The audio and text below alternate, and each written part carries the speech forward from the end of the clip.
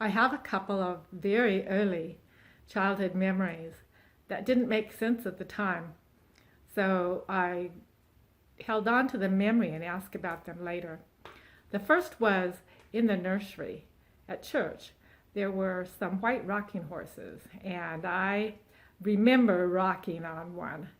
And then there was one at home, and I was confused because I thought it should be at the nursery at church, and it wasn't. It was at my house. So many years later, I asked my mom, why do we have a nursery rocking horse in our home?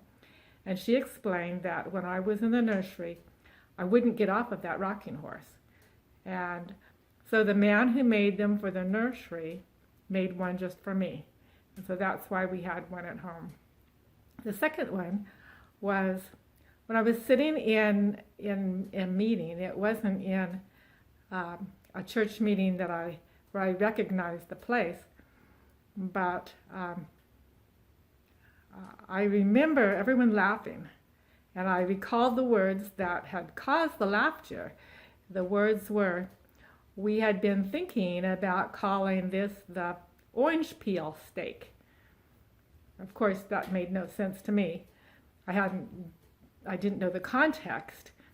I later learned that this meeting was the division of the steak.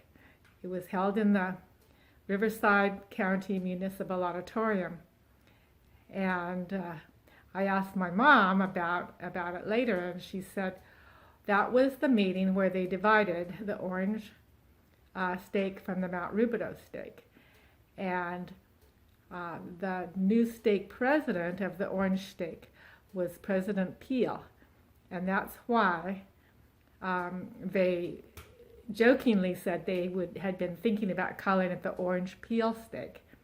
And then she looked at me kind of sideways and she said, you could not have possibly had that memory. Your dad took you out in the middle of that meeting to change your messy diaper.